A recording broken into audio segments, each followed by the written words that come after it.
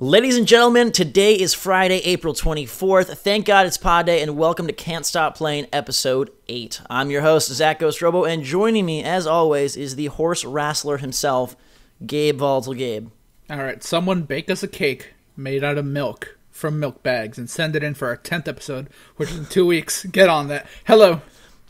And then bake us a cake out of ketchup and send it straight to Gabe for his personal consumption. We actually had someone write in with a challenge for you, Gabe, and this said, let me pull this up right here. While we're waiting, can I deny it ahead of time? Of course you can, but while we're looking for that, let's introduce our other lovely host, the hairy beast himself, covered in fur, for the 8th straight week, Max Blitzwinger. Indeed. I have a dog, ladies and gentlemen. It's blonde hair. It's not...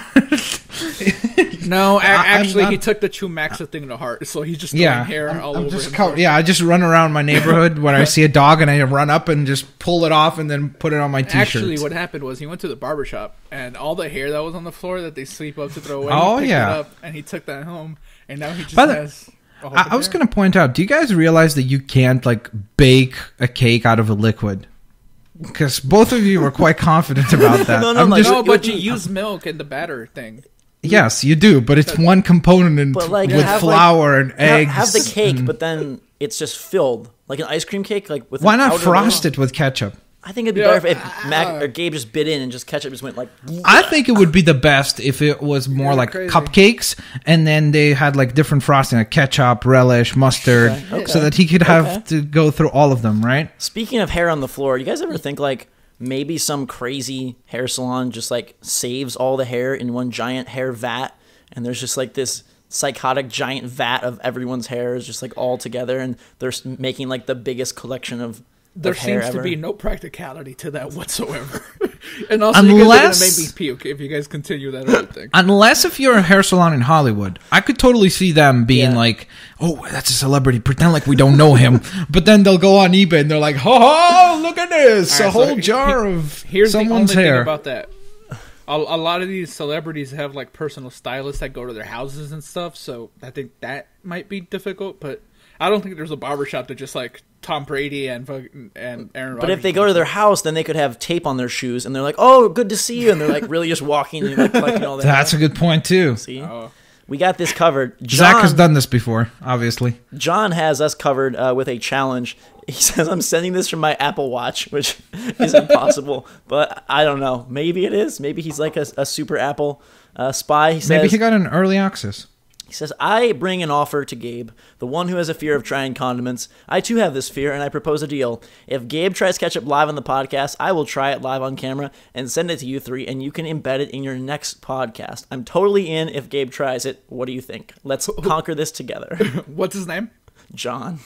John what does he say? John. All right, John. John Bond. John, whoever you are. It's not that I don't believe you, but...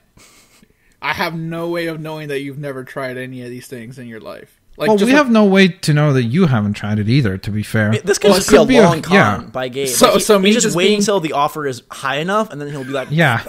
He'll cash in. Right. No. He's like, God, this is so awful. Oh my goodness, I hate this. So me almost throwing up at just the thought of what you guys were talking about earlier isn't enough? Maybe you're a Hollywood actor. You just brought up celebrities, Hollywood. A little suspicious over there. You can never have my hair. How many horses are within a mile of your house? Within a mile? Yeah. Maybe 2. I don't know. All right. And that's relevant how? I'm just thinking Zach, what are you talking about? I'm like, this is the worst segue ever. We were talking about, if you remember at the top of the show, I said the horse wrestler himself. Oh, okay. So I want to know how many horses he's been wrestling lately. And 2. It's two horses. Yeah. And Max, you have one hairy beast, so. Yeah. I have zero clue where that's going, so instead, let's tell you about the show. Today we're talking about sequels, crazy sequels that we'd like to see happen. This was actually submitted by a listener who I will find by the time we get to the main event, but we're going to discuss what sequels we would like to see for games that maybe never had a sequel or have been dormant, or maybe just a game that we really want more of. Before we do that, though, we've got some Assassin's Creed Chronicles, some State of Decay, and, of course, the lightning round. not to forget Hype City, your feedback, and a review of the week, which I think I will interject right here. Make sure to review us on iTunes if you can. It does help out a lot. If you're watching on YouTube, go download on iTunes. If you're listening on iTunes, come watch on YouTube. Max is covered in hair right now. Gabe is just leaking ketchup out of all of his orifices. It's a great time. Zach was wearing a pretty cool costume at one point. I was. But the review of the week is this guy, he could be a writer for, any publishing company in the world. The New York Times. There we go. His name is T.M. or T. McCoy 1995, and he titled his review "Can't Stop Listening," which is just genius. It's interesting that a group of YouTube content creators that are fairly young make such an entertaining podcast that mixes their fun, entertaining, humorous personalities with well-thought, intelligent commentary on the game industry from a variety of opinions on the industry, upcoming releases, current games, classic games, and developers. One of the biggest standouts about the podcast is that it appeals to a wide variety of people, to the hardcore gamer with a massive amount of attention that they give to each game, analyzing and nitpicking every detail, as well as a casual person who has a slight interest in games looking to decide what to pick up out of the new releases. Another great aspect about the podcast is they talk about all the different kinds of games from a plethora of genres and equally cover all three major consoles, Nintendo, Microsoft, and Sony. On any given podcast, they will mention the biggest commercial games of the time, all the way down to the little gems that you can find on Steam for $5 that nobody would normally bat an eye at. Ever since I've heard the very first podcast, I haven't missed an episode. Give an episode a listen. You won't regret it. 5 stars. T. McCoy. Thank you, T. McCoy. Plus ketchup. He forgot that. See, this is where I feel like it's a con, Gabe, because if you were really sick to your stomach about ketchup, you're the one that brings it up. If you remember at the end of last episode... Well, no, earlier I didn't bring it up. Right now, I just thought it'd be fun to insert that. With all that just nuanced talk about video games, I thought it'd be fun to just throw it in there. But I didn't bring it up. You did. With all your nuanced gear, the Flash shirt, the Patriots hat, the beard, maybe a little ketchup would add to your ensemble as well. Nah, we're good. All right. Plus, it's all red. Notice that it's all red. All red. That's awesome weird. review. Awesome review, by the way. I'm trying to move on. Thank you for the review. Yes. We appreciate that a lot. Now, let's talk a little bit. Want to do Assassin's Creed Chronicles first, since that's the newer. I think we could do State of Decay first, because I feel like there's less to say for it. Zombies over Assassins, go for it. Yeah. I have nothing to say about Chronicles. Yeah. But all right, let's do it. State of Decay. It's not out yet. That's a thing. When's it out? What's the release date? It's out on Wednesday, the 28th, or Tuesday, the 28th? Something the 28th. Let me double 29th? 28th. A day in the 20s in April? One of those? It's out this year, guys. Sometime. We're pretty sure about that. And this is State of Decay Year 1 edition, which is like the remaster. That is Year correct. 1 Survival Edition. Oh. Maybe you don't survive. It's possible to kill off your entire party of people. So this is basically like an upgraded version. The game came out initially on the Xbox 360. It's basically, to a certain extent, it's very similar to if you've played H1Z1 or DayZ, about resource management, running around. The cool element about this game that isn't present in the other games is that you are supposed to manage a camp. So you slowly accumulate groups of people who may have different needs and wants and so on and so forth.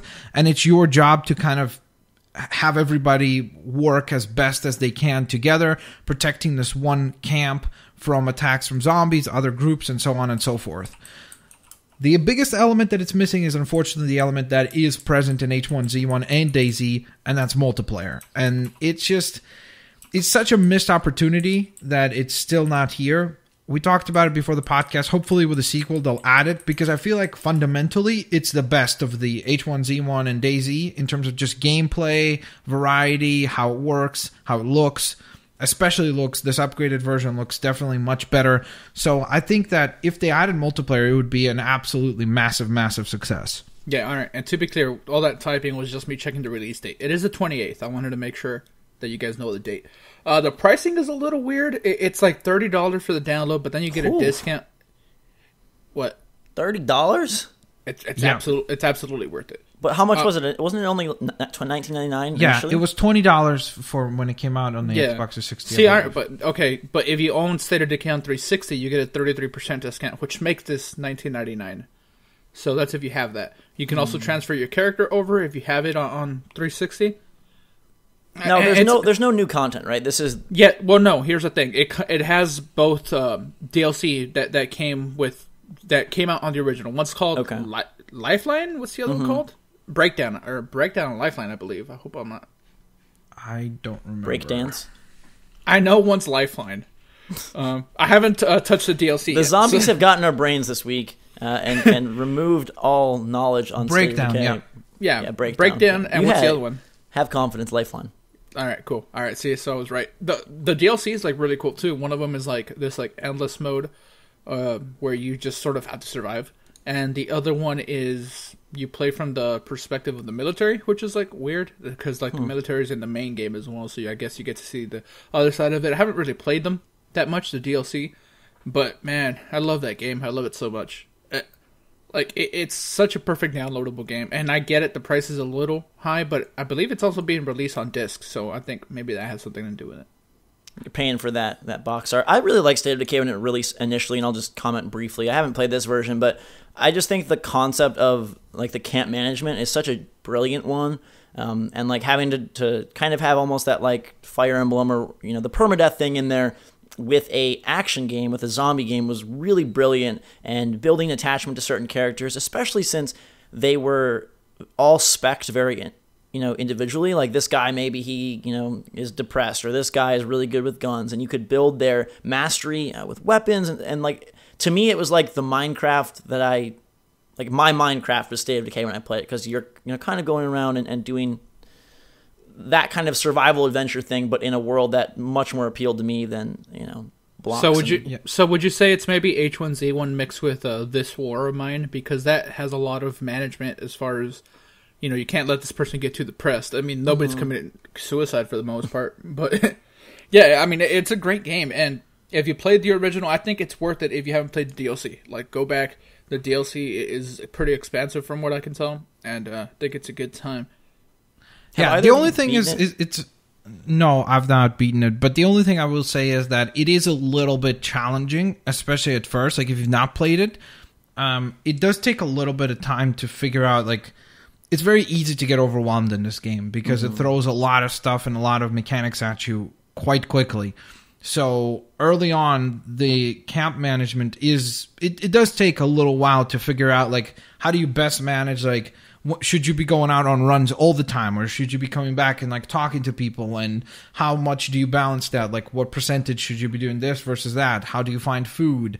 So on and so forth. So I think it's definitely like what you said in terms of like, it is kind of like Minecraft in that regard, where you can play it at its core right away. But as you dive on in, you realize that there's a lot of depth to this thing, much more so than what appears on the surface. So... And there's a lot of systems at play here. Like, there's a lot you have to keep track of, and But once you get the hang of it, like, it's super rewarding.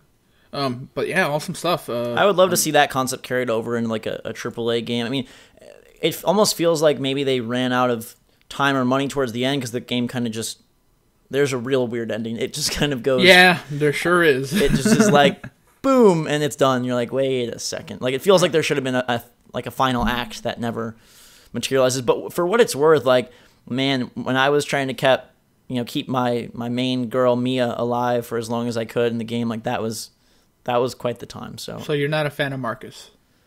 I don't remember all of their names, but it's universal throughout. Like, you have the same core group, correct? Yeah, I'm pretty sure. Yeah. Okay.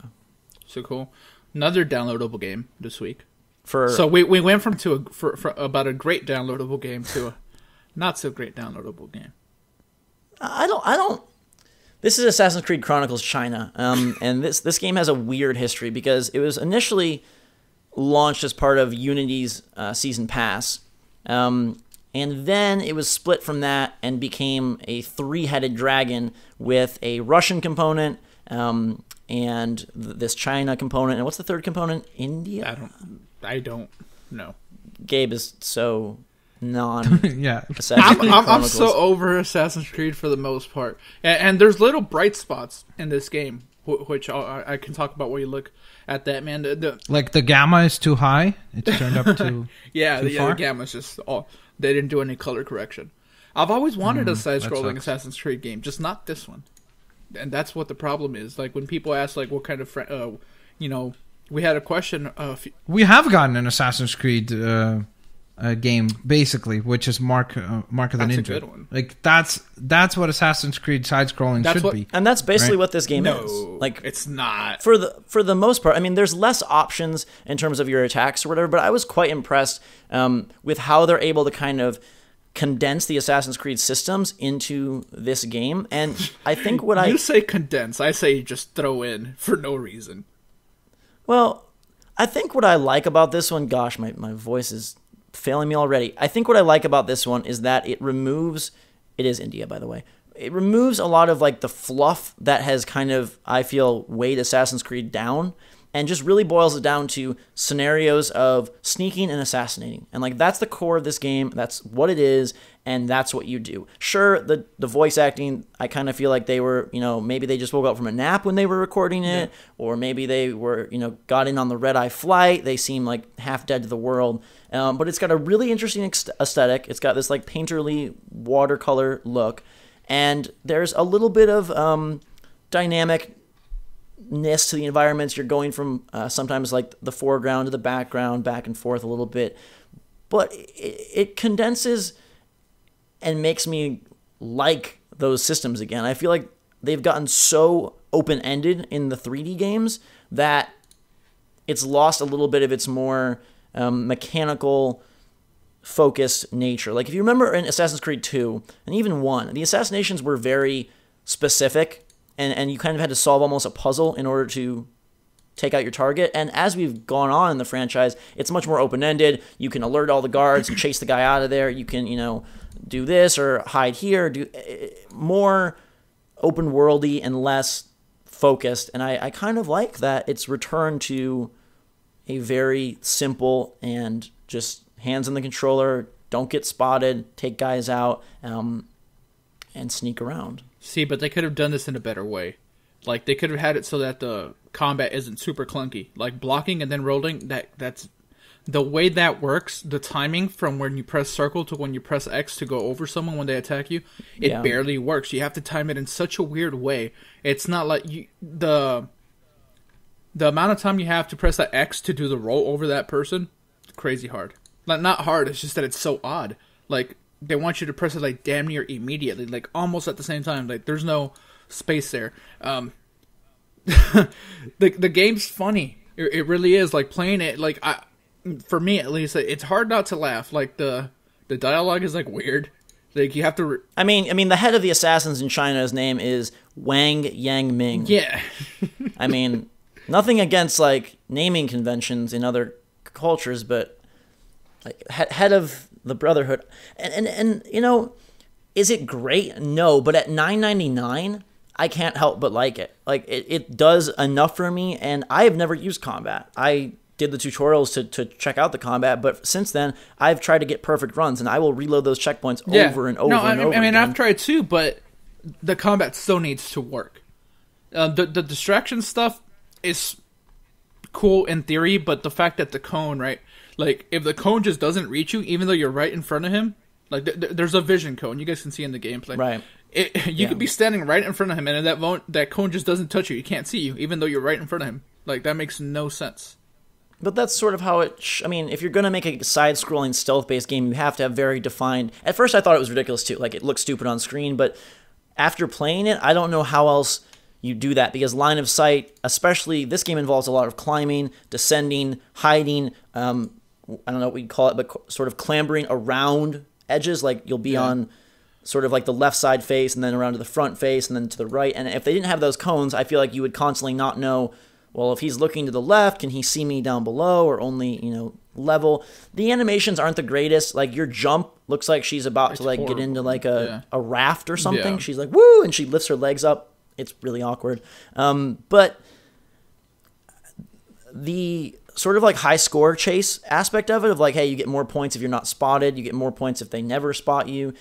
I don't know if there's any benefit to that, but I find myself stupidly doing it. For $10, I guess you're right. Like, I mean, it's $10. If you're a fan of the franchise, by all means, go ahead. It just... Do you think that is relevant? Like, Does the franchise, the console franchise, really play into this? Well, no. But if you just like the world, if you just like the Assassin's Creed name, then whatever. I say go play Mark of the Ninja instead. That game does everything this game wants to do in a much better way. Like that game is like quick. There's fluidity to it. Here, there's clunkiness, and I would say this is much more like Metal Gear style sneaking of like. Wait for them to run their routine, then get out just the right moment. Whereas Mark of the Ninja, you felt much more like a nimble thimble, running around and trying to, get.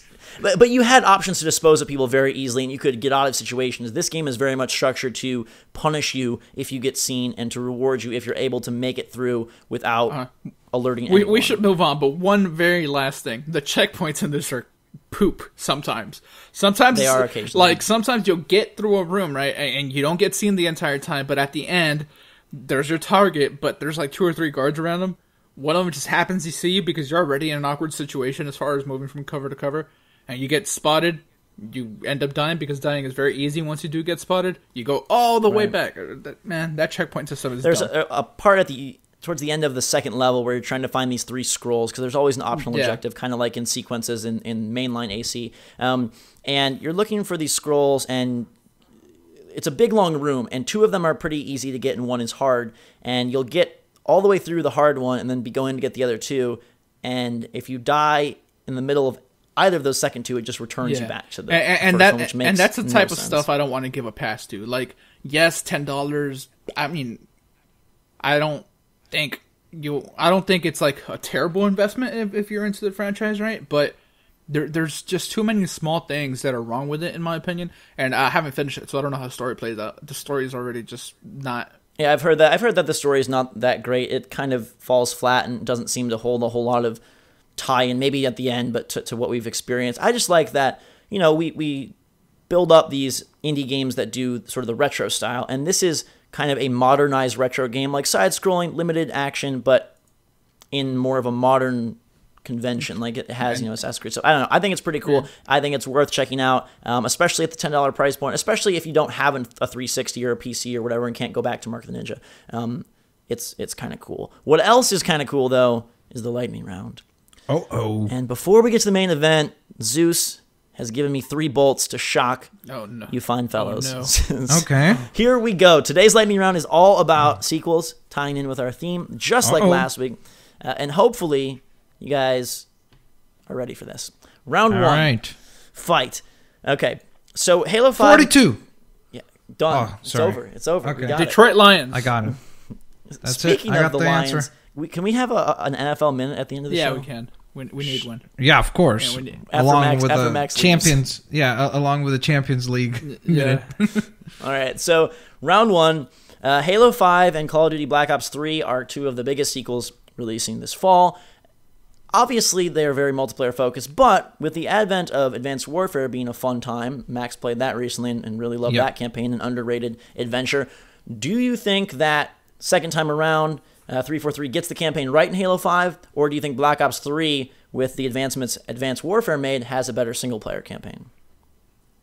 I think 343 learned a lot from Halo 4. I think that was just their big learning game. Like they did a lot of things that they maybe shouldn't have done.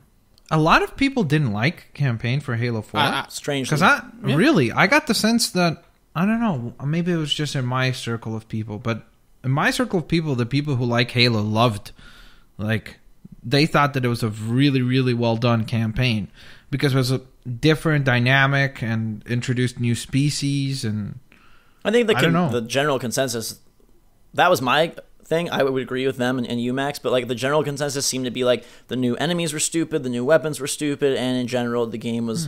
I almost wonder though if it's blind bias, Bungie's not making it, so this one can't be good type thing. Yeah, I wonder if that's the case. I don't know. I think for me personally, I think Call of Duty will have a more fun campaign because what I like about the Call of Duty campaigns is that they're enclosed. It's one full experience in that campaign and that's it, beginning to end, and maybe there's a cliffhanger, but it's still an experience. Right. Whereas with Halo, it's kind of like what we talked about before. You almost need to seek out other mediums to understand and kind of bridge the gaps all the time. So I hope that they could do one thing where it's like beginning to end, here's the story about Master Chief that takes place in this context, but otherwise it's just confusing. Sorry about that. That's probably the mailman. How mailman. Bring in your milk bags. Maybe it's the milkman. It's a milkman. Bring it. Do they have that over there? Like here, but I don't know if they still do it in some small towns, but they used to take you some like glasses of milk. They deliver your milk. Do they deliver milk bags? A big shoulder sack of milk. Is that a thing? He's just not even going to respond. What's happening? Sorry, my bad. I'm just having water delivered, so that's why he's barking. My apologies, ladies and gentlemen. So I'll just nod from now on until it's done, the barking. Right. But I think it's done, actually. But yeah, no, we don't have milk delivered. I think some little towns still do that, though. Like, they do the little thing of the guy coming by. I think it's not considered to be... not ethical, or like I don't know what the word is, but it's I think it might be considered like dangerous or something. Because people are crazy now. Milk. Gabe, Halo 5 or Black Ops 3 single player? Black Ops 3. I think it'll be Halo 5 because they're finally free of the like lore cycle that Bungie established, and now they can kind of do their own thing. They've got this Locke character, whether he's interesting or not, I don't know, but I think it might give them the freedom in terms of the plot, but also in terms of the locations. Maybe they kind of now have full control over the IP and can really go to town. But they did also establish new characters themselves, new species and such, right? Yeah. True. So, I don't know. I'm hoping that, like, I'll be honest with you guys. Visually, I love Halo because I love the vehicles. I think they're incredibly cool. I love the technology of that world. I like the actual, like, the way that everything looks. But I've never been given any narrative that makes me care, and that's what I would like to see. That's why you got to go read them books, man. I'll send you all 5 of them that you need to read. The lore web is very, very, very large with Halo. There's a lot that you have to digest if you want to be King Spider or Queen Spider. Round 2 of this lightning extravaganza. 2 unannounced sequels that we know are for sure coming at some point are Gears of War 4 and God of War something 4/5/reboot. Which one of those do you think, A, are you more excited for, and then B, do you think makes a bigger impact in 2016 or 17 when they come out? I need Gears back in my life. That's a good question. I need Gears back, man. I love Gears of War. Bring that back. Quick. You can keep God of War a couple more years. But, yeah, just give us, not even Marcus Phoenix, but give us that world. It's really weird, though, because God of War, like, was... for a good little while there, considered to be the best action game that we've gotten, like the best franchise in that regard. So it's weird that it's like, I don't know, I feel like God of War Ascension kind of ruined the franchise in some way. Like, I don't know what happened with it, because it felt like it was huge and very important, and then now all of a sudden we don't really care about it. For me personally, I would say that I would prefer to have another God of War still. Ascension, I think, was a misstep. But I think God of War 3 was great, God of War 2 was great, God of War 1 was great, and I just prefer that setting over the Gears of War setting. So, which, to be fair, look, both of them are in the same position, because Gears of War Judgment wasn't very hot either. Same position. So they're both coming off of pretty bad last games, or not like bad, but like bad, universally not as liked. And both of them have experienced a thing of where they're kind of on a downhill, because I don't think people are as excited about Gears or God of War as they are about many other franchises. It's now. weird that people feel like, oh, we've had too much God of War, too much Gears of War, and yet yearly Call of Duty or yearly Assassins is like cool. Like, something about those worlds must just not be as appealing. Personally, yeah, I was gonna say Gears, but Max, you're right. Like, the spectacle of God of War 3 was so crazy. Like, that on next gen, assuming that would be their focus, is like to make it massive and the scale just insane. Yeah. I think that would be super, super cool, especially because I have a feeling that Gears of War is not going to get too creative, that they're going to go back into Marcus and bring him back, as opposed to, like, if Gears was like, hey, 100 years later, the Locusts are, living peacefully with the Gears, and now you get to play as a Locust scum and a new Gears guy, and then you go and take on all the Locusts were killed. Okay, but they had, like, a baby. Like, Marcus got really lonely. And now there's a Locust baby. Sure. Good, let's make sure Zach doesn't write the storyline. Either way, I just think that it'll be interesting to see these two IPs be introduced to sort of a new audience, and how they're received. If God of War can, like you said, return to its reign of like one of the hottest IP on the market, same with Gears, or if they come out and people are like, we want Titanfall, we want Destiny. I say Gears has a slight advantage just because multiplayer is good. Even in Judgment, it wasn't like bad. People liked it, but they just didn't stick with it because there wasn't a whole lot there. But Gears 2 multiplayer, fantastic. So if they can come back, have a strong multiplayer suite, I think people come back to it. I hope. I like God of War as well. I'm not shunning it away forever, but I don't know. It's gonna happen. They're both coming, but I'm just a little more excited for Gears. God. Moving to the third and final round, the gods are angry, and they want to know which underperforming first game has the most hope for a sequel: Watch Dogs, Destiny, or Evolve? Destiny. Underperforming? Well, in what I guess way? Disappointing, perhaps. Okay, yeah, because all of them did incredibly well financially. Evolve did not. I don't know where. Well, yeah, except for Evolve. I think the most Destiny. We already know that it's coming for sure. So also, I hate to break Destiny it to you guys, 2 will be coming, but I don't think we're ever getting another Evolve. I'm sorry. Yeah. I think that there's a very good chance we get another Watch Dogs. And I think Destiny, we already know that they have plans for another game. But which one do you think has the best chance to improve upon the foundation? Destiny. Or Destiny. Or make its mark. Destiny. Really? You think? I mean, I would say that, except that their DLC shows that they're not really learning very much. Yeah, but that's because they have to operate on the same platform. I feel like if they say, here's Destiny 2, it's a different platform. And again, you see, the problem is, I feel like we're a little, maybe to a certain extent, biased because none of us are huge into it. You know? Well, except for me and Evolve, nobody really seems to have huge love for any of these. Yeah, so I feel like if we brought in somebody that loved Destiny, I think for them, they might say they're improving all the time and they're making it more awesome. Because based on the finances and based on how many players they have active and such, they're doing something right. Very right. Sure, but you could say the same about Assassins. Based on the finances, Assassin's Creed Unity must be fantastic. I don't think Assassin's Creed is selling as well. So I think in that regard, it's not performing. I'd be interested to see, because they've never revealed the final sales numbers for Destiny. They keep that very close, and I wonder what it is. And I'd love to see also platform breakdown of Xbox versus PlayStation. Destiny. I'm sorry. Destiny is the top-selling game on PS4. Right, and so I wonder if there is a huge platform bias with that. Maybe. Yeah, that could be it. I would also like to see how many people are buying the DLC. What percentage are continuing to be in the game. But it doesn't matter, because the fact is that there's a lot of people playing it all the time, and that's a good kind of judgment, right? As long as it has a strong community. So yeah, I would say that for me, for that answer, I'd say Destiny, both the one that is coming and the one that has the most potential to be improved. Yeah, I say Destiny. I would say Destiny. I don't think we get a sequel this year. I think we get a big expansion, and so I don't know how they will roll over into a second game. And the mind-boggling thing to me is that the systems that I dislike the most are the ones that some people seem to enjoy the most. The loot system, which I think is totally busted. It's been fixed, by the way. Well, just in the sense that performance isn't rewarded. That's still an issue. Sort of. Now, they've done a lot of fixing along the way, to be fair. Okay, well, maybe they do. It's definitely a game that if you played it on launch and you play it now, it is very different. Well, from a raid high level standpoint, the missions aren't changed or anything. Yeah, but not just that. In terms of just the fact that there's a lot more there right away.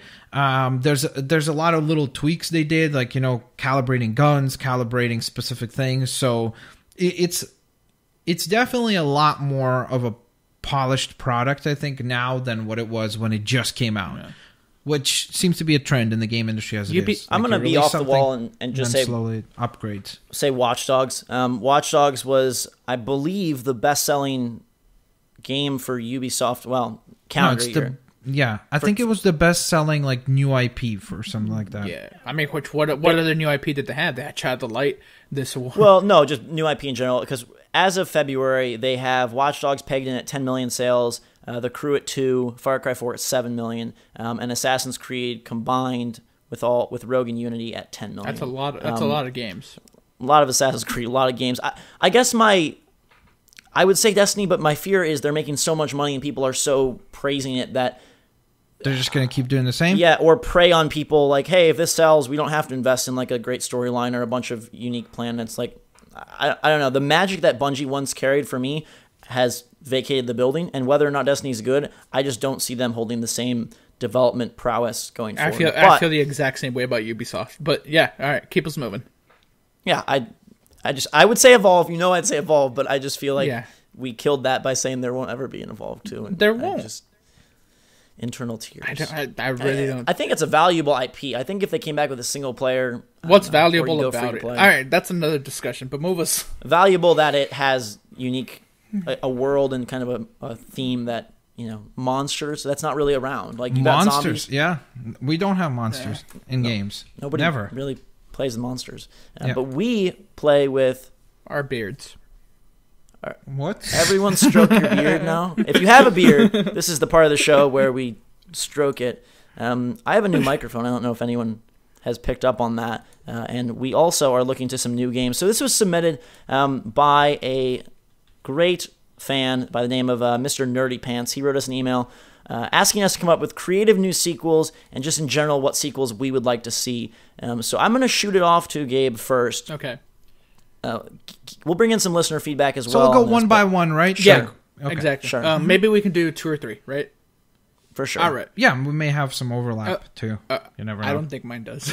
All right, so okay. I want a good sequel to Chrono Trigger. Not Chrono Cross. You can pretend that never happened, but give us a real Chrono Trigger that's like...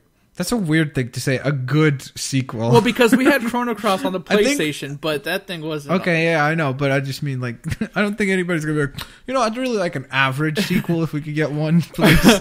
No, but I mean, like, don't give us, like, a Final Fantasy 15 type game. Like, make it, like, 16-bit. I don't care. Just, like, make it really cool. Have the story be good. Have the combat be just a little different. I've always thought, like, why don't they go make a JRPG that's, like, 16-bit, but just change the combat, since you can do a lot more and you're not using all the power like graphically. Just do something super cool with the combat. So yeah, I really want another Chrono Trigger in my life. That's cool. Yeah, I will bring it in with Bioshock. Me and Gerard are going to team up here. Gerard says that he's always wished for a Zombie U sequel, one of the better horror games I've ever played. And the atmosphere, gameplay, action make it all so tense for you as the survivor. Then the idea that if you die and go back as a new survivor, you can hunt down the old character, get all your loot and supplies was a brilliant idea. And I just think like that, again, that kind of a roguelike or whatever you want to call it, permadeath type system in a zombie game in a world like that with the resource management, the inventory management was really great because it brought that to a typically like AAA action type world. You don't usually see that in your Assassin's Creeds or your Call of Duties where you're handling all of that. And I think if they did that on next gen with great graphics, maybe some less clunky systems, they tried to work in the Wii U gamepad, which was fine and fun. And it actually worked kind of cool for inventory management there. You'd open your backpack up and it would be, in real time, zombies are coming and you're trying to like shift things around. But I just like that it was a horror game that didn't focus all on scares and kind of focused more on the scare of not making it or of dying of there wasn't anything really that creepy about the game. There was very few jump scares, but like the idea that holy crap, at any moment I could lose everything was pretty rough. And it had like what I would call like a Dead Island style combat system, but in a more serious world, and just the coolness of like going back and finding your body and being like, oh god, like Maria, I can't believe you failed, but now Joshua is going to take up the helm of the... But to be fair, they have said before like that they are considering to do a sequel at some point. Here's the only thing, because I would love another Zombie U, but I mean, if you're going to put it on PS4 and Xbox One, you got to call it like Zombie 2 or something.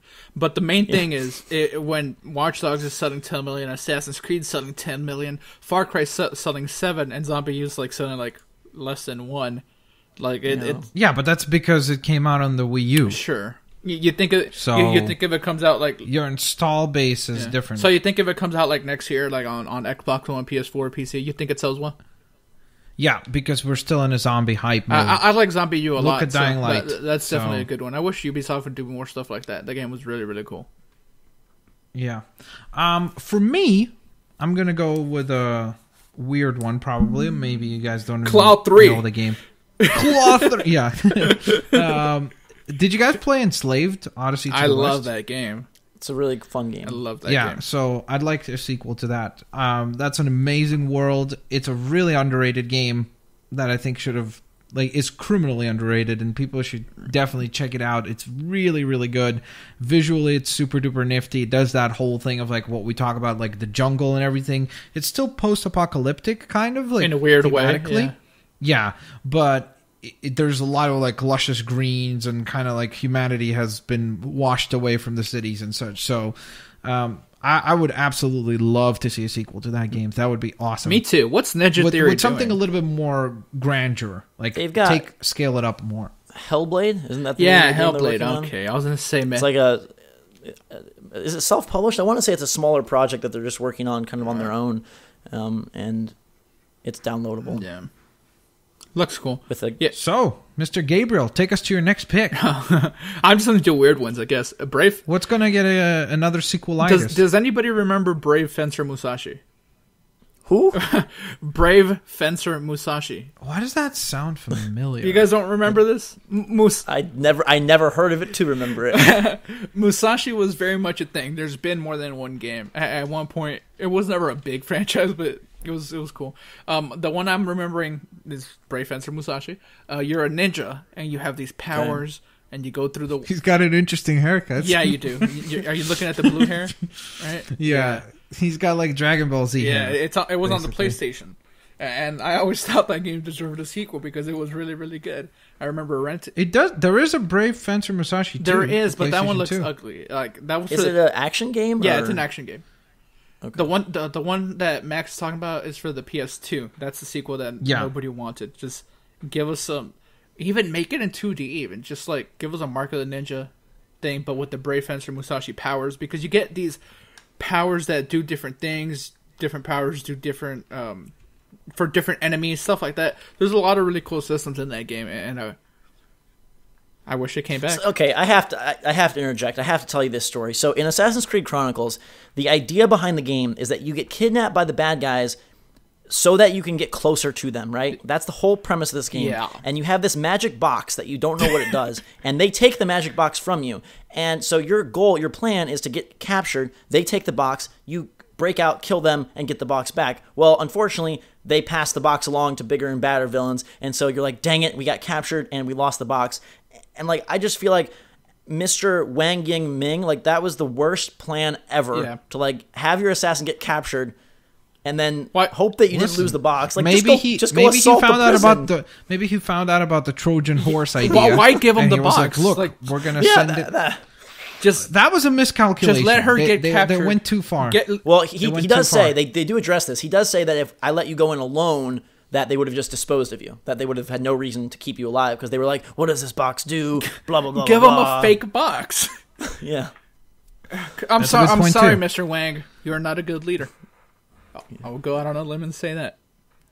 So Brave, but that works with Brave, of course. Okay, people, let me know in the comments that I'm not crazy. First of all, if you remember, what's his power again? Who? He's a ninja. Brave. So what's his? You said he has special powers. Well, no, like elemental, like stuff with the sword and stuff. Like he's a ninja. So he's like an aggressive ninja, not a sneaky ninja. No, yeah, there is no sneaky ninjas anymore. All right, everybody in the comments, let me know if you know what the hell Brave Fencer Musashi is, first of all. Second of all, it looks nifty. Like, it looks cool. For a PS1 game, it's great.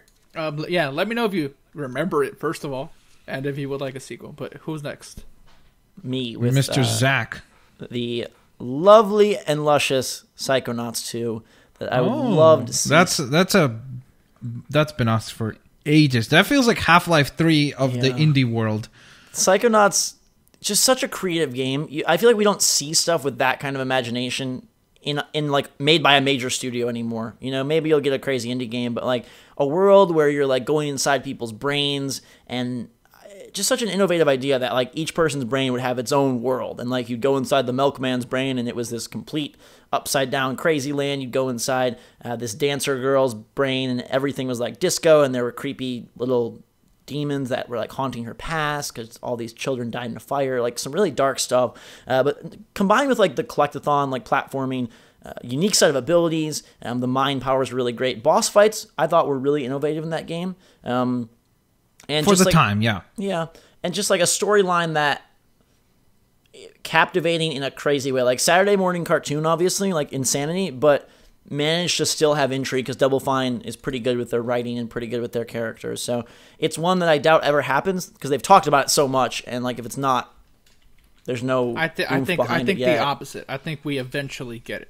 I think there's so much like in a point and click adventure, like low budget form. Well, no, they can do other stuff besides that. I do think we eventually get it. I'm not saying we get it soon, but Double Fine is going back and revisiting a lot of their old stuff. Like we had Grim Fandango, and we have Day of the Tentacle coming, so I wouldn't be surprised. Fantastic game though. It was like $1.40 on Steam yesterday or 2 days ago. Too expensive. Yeah, it's on sale all the time. Too much money. Max 140 cents. For me, it's one that they've kind of said like, "Hey, would you like to see it happen?" But I feel like with sequels, it's like, I guess it also is very important in terms of like us establishing the criteria that we're going off of. You know, like we want it to be like an improved version, or is it just an element of getting more of the same? And I guess it's kind of either way, a little bit of both. Yeah. But for me personally, I think Alan Wake is a game that is very, very, very, very cool and unique, but definitely had some things that could be polished. And I would like to see a sequel that addresses some of those things and also offers a little bit more depth into that world. Because I don't know, I thought that game was really, really cool. There's been very few games that really made me that scared. Like, it's terrifying. Just conserving your ammo, conserving the batteries. It's like this constant balance of trying to survive in this absolutely crazy world and looking forward to light as your like one saving grace. You know, when you see like a lamp far away and you're like, oh god, I got to figure out how to get over there. And I would love to see a sequel to Alan Wake. Now, did you read the Polygon article this week? No. There was an article that they like interviewed Remedy about all their like concept art and ideas for Alan Wake 2, and that they still have hope that they'll be able to bring it sometime, somehow. That's another one that reality. I fully believe is coming at some point. Like, once they're done with Quantum Break, I think we get Alan Wake 2.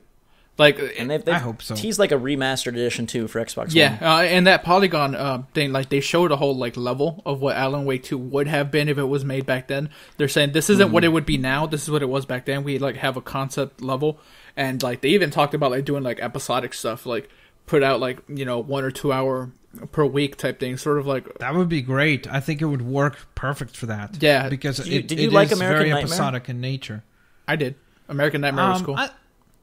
I thought American Nightmare was a lot more of a arcade gimmicky. Yeah, it was arcade. You play the exact same scenario like what 4 times or 3 times or something. Yeah, and it just felt very kind of like, I don't know, it a step not in the right direction for what I wanted to see from Alan Wake. Like, I wanted to see more of the creepiness, more of the exploring the whole idea of him being a writer and everything. Like, I think that's more interesting to me. So yeah, Alan Wake, I'd like to see that. 2 favorite things about that game are, one, it's pretty grounded in its locations. Like, I like Life is Strange because you go to like a cafe, and in Alan Wake you definitely go to a cafe. And then I love the element of you can see something in a distance and then you go to it. Like, they would show you like, oh, there's a gas station over there, we got to get to that light, and then you would physically go there. Bioshock also did that, where you'd look out a window and see like, oh, there's Fontaine Foundries, we have to get over there, and then you make your way to that area. And sure, yes, you can be like, oh, in GTA 5 you can see over there, but it's not the same when they kind of treat it more level structure wise, like you're getting to a landmark and to another landmark. I just think that's a pretty cool, it's a good way to push the story forward and to push you forward with having that like visual cue, like, hey, this is where I'm headed, this is where I'm trying to get to. And I don't know if you guys know this, but it's not a lake, it's an ocean. True. All right. So spoilers. Dropping the bomb here. Oh, come on. That game's old. Yeah. That was like a long time ago. 2007. I think it was 8. I have one more game. 7-8 years. Yeah. Okay, go ahead. Left 4 Dead. Just give us another one of those. You don't think it's coming this year? Third one? Abandoned Evolve. Turtle Rock. Just leave Evolve alone. Go back. Turtle Rock's not going to make it. No, I know they're not. I know, but I want them to. Like, leave Evolve alone. Just let Zach play it for the rest third one of those, though. Really? Like, I think it comes this year. Do different. I think it releases this year. I don't think so. No. Left 4 Dead 3? Wait. Yes. How does it release this year? Even if they announce it at E3, you think it's out this year? Valve has been working on it, and they have nothing right now. That I would be absolutely. Would you guys be very excited about that? Well, Gabe obviously because he wants it as a sequel. Yeah, I'd be. I would just because I like asymmetrical multiplayer, and I like that whole concept of it's a shooter, but it's not in the traditional sense of like kill everybody. You know, I just wonder how much different they could do. I don't think it would be different. I think it would just be bigger, better, and more badass. Between like 1 and 2, they did make like they added hand-to-hand combat, like weapons and stuff. So more zombie classes. Add customization. You make a weapon, you combine weapons, you customize your character instead of or a skill tree at safe houses that you get points every time you reach a safe house that then you can put into. Different trees. Like a persistent character, like throughout. Like, there's a lot of cool stuff they could add. Man, give us that game, Valve. Get on it. Forget about Half-Life. I think it gets announced at E3. Nobody cares about Half-Life anymore. Like, people pretend to care about Half-Life, but man, I saw this Gabe, you're gonna get so much hate for this. I don't care. Just as I'm gonna get hate for saying that I don't care for Left 4 Dead. Yeah. I saw this great Half-Life meme, and it was like Half-Life 1, and they like circled that it came out in like 1998 or whatever. Half-Life 2 circled that it came out in like 2000 and whatever. And then like Half-Life 3, it must come out in like 3000. Like that's the secret is that it's the year like the whatever millennium or whatever, like 1, 2, 3. It doesn't seem like Valve cares about Half-Life. Like Left 4 Dead, there's at least been like little things here and there, like hey, like they're working on this over there. Like Half-Life, there hasn't been a thing for a long time. I just think they have zero reason to make it. Like it's almost the hype of them not making it garners them more publicity than making it. Also, another one that we are getting, I mentioned this on our favorite games of all time, Star Ocean. Star Ocean 5 is coming. That's weird that was such like so soon after you said that. Yeah, sorry, I visited the studio. They heard you. Yeah. They predicted. They're like, Gabe wants one? Let's do it. Let's do it. We'll have at least one person buy it. Yeah. He'll buy 3 copies, he said, so we'll be good, guys. Right. Before me and Max get to our next game, I'm going to bring in 2 listeners, and I want to know what you guys think about their ideas. Izzy says, where is Metroid? I always see people asking for a new Metroid game, but Nintendo hasn't said a word about it. My first Metroid was Super Metroid, and my last was Other M, which I thought was a great game, nonetheless, and very fun to play. Samus is my number 1 Nintendo character, not Mario. So that's number 1. And then Jordan brings up Rage, that he really liked the first Rage, and thinks that a sequel to that could polish up all of the bad parts. He says that he thought the gun gameplay, level, and character design were all pretty good. It just needs more polish, improved story, a better, bigger world, more missions, and it would be a pretty stellar game. That's Jordan, right? Yes. Okay, Jordan, I'm sorry to burst your bubble. There will never be another Rage, ever. That game did not do well, and that game cost a lot of money. Like, John Carmack just has moved on, so even if you do get another Rage, it's not going to be by the same people, so... I was so excited for that game, then it had like a year delay, and I was still so excited, and it never... Like, what they were trying to do, like a Borderlands type game, but much more like linear story driven than just like mission loot driven. Yeah. And it just like something about it just didn't click. Yeah. They played it in Breaking Bad. Jesse Pinkman. Yeah, it had great ideas, but execution unfortunately fell flat a little on that one. Yeah. As far as Metroid, I don't know. Like, I feel like with Metroid is like, we would probably get one if Nintendo thought it could sell well enough. Because I don't think they are... Like, again, it is Nintendo, which sometimes, a lot of times, they make very weird decisions. But I feel like if it could have sold well, I think they would have done one by now. We're getting one. Like, it's not like Metroid's not going to happen. Like... Yeah, but I feel like at this point, like it's been a while since they did Other M, right? Yeah, 2000. So they could have retired the character. I mean, at some point, Nintendo could do the Disney Vault thing and be like, "Guys, Luigi, he's going into retirement." Samus is a princess. Never go into retirement. No, I don't know. I just feel like it's one of those things. It's like there's a thing that Nintendo fans have, like where, oh my god, give me this! Like, watch as soon as Star Fox comes out, people will be like, "But where's Metroid?" They're already where's like, no one cares about yeah, Star I know, Fox. but you've been asking for Star Fox for ages. Like, I have. it's just I honestly don't know who's asking for Star Star Fox. I don't think Fox. anyone asked for Star Fox. I don't know. There was people. There's obviously enough of a groundswell to where they made another one or making another one. So I almost feel it's the same thing with Pikmin 3. Pikmin 3 comes out. Well, yeah, but where's Metroid? Get the theme here? Where's Metroid? Yeah, where's Metroid? Metroid's the one. Just give us Metroid. Keep everything else. I don't know.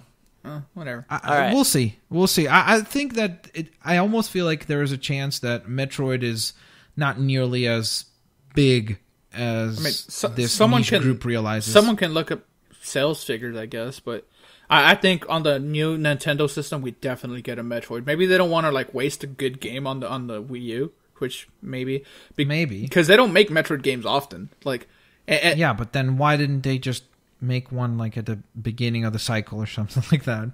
Well, I don't know. Whatever. They didn't know the Wii U was going to be a failure. Yeah, I don't know. I feel like it could be a case of where Metroid it's similar to Castlevania, where it's not nearly as highly like requested as a core niche group really thinks it is. You know what I mean? I almost feel like it's got a really vocal, super duper passionate minor group of fans. I hate to say this, but I think Metroid comes back, but not in the way people want. I think we get a 3DS Metroid. I wouldn't be surprised if they even announced it this year, because the 3DS lineup is kind of empty right now. But I think like a Metroidvania done by Metroid, maybe with like some 2D, 3D hybrid graphics or something. To me, it seems like Nintendo would put it there rather than. But to be honest, I think most Metroid fans would like that. Yeah. So, although I constantly hear like, give us Metroid Prime 4. Like, yeah, I mean, which I think we get that. I think we get a shooter again. That would be awesome. Yeah, that's the one that I would prefer personally. Yeah. But my next game isn't very ingenious, and it's probably coming at some point. But I want a Bioshock in space. I think that they've gone under the sea, they've gone in the sky, and now above the atmosphere entirely. That would be a cool place to go, like a futuristic Bioshock, because the past two went back. No in time. Ken Levine or with Ken? No, Ken's not doing it. He's out. Yeah, he's no, I know, but what if you could have convinced him? Go back in time and convince him. Do it. Don't leave the company. Just don't. Who cares about indie stuff? Well, he hasn't left the like he ended Irrational, but he's still working with 2K. So. True. Maybe that's the whole ploy, is like he's just making Bioshock in his own Bioshock chamber. He is Andrew Ryan. Imagine what a twist that would be. I wish like real life was full of more twists. Like just do some crazy marketing stuff. Like wouldn't that be really epic if like all of a sudden like I almost said one that was really bad, but for example, like someone comes back from the dead, or like someone just like I don't know. I think you could do some really like people speculate that Kojima being fired is all like this big ploy, just to get more. Did you guys see that? There was a NeoGAF thread of a doctor who's doing a Russian doctor that does head transplants, and he looks exactly like the doctor from the Metal Gear, the Phantom Pain. Yeah, and then additionally to that, he's going to a conference. That the logo of the conference looks very similar to the Metal Gear 5. Yeah. And then apparently there's something else like to the regards of the conference takes place in the same hospital, in the same country that the hospital is in. And he announced that he was going to be doing this head transplant shortly after the Metal Gear, like the Phantom Pain was unveiled initially. Like, what if that was just like a chop off his arm and get a robotic one? That's what he should. What if Kojima just head transplants himself? Or they head transplant David Hayter onto Keith Sutherland. Oh my God. Yeah, imagine if Kojima like head transplants himself, and then he's like, that's why I'm no longer Kojima, for I am now. And then he just renames himself. His name is now Mike. A Mike. Oh my God, that would be incredible. That would be a twist. But I think, like after Infinite, which was Infinite Doors, I think now sending Bioshock to the future would maybe jumpstart the series and give you some interesting options. Plus, I just want like a space game that isn't... I don't know. I just feel like a space station game would be very cool, and we don't really get that. We get like space in the sense of like, oh my God, there's zombies in space, or oh my God, there's crazy like alien infestation... Isolation. But like just like a space station with weird stuff going on and cool art, I'd be All right. I'd pre-order it 10 times. So, what do we see? What do we see Wow. Bioshock at E3? Like, just a very quick tease, like on one of the conferences, is like, hey, look, Bioshock. Yeah, it's like Bioshock Space Station. Yeah. It's like I predicted it. Yeah. All right, cool. Here you go, Google for Gaga. Move us on. I think that it's obvious that they're going to do another one because they retain the IP and all that. Yeah, it's a big enough franchise, so they'll do one without Ken and they'll figure something out. Yeah. I had a couple more, but I'm just going to pick one. Well, give us one, and then I kind of wanted to do a crazy round, something a little bit more insane. Okay, we kept it pretty... I'll pick this one. This one is like more obscure. I'll pick Klonoa. Do you guys know about Klonoa? That's the evolution. The weird flappy rabbit. Yeah. The platformer that's kind of like not 2D fully, 2.5. but not 3D. It's like kind of in between where you get to interact with the depth. So it's really nifty in that regard.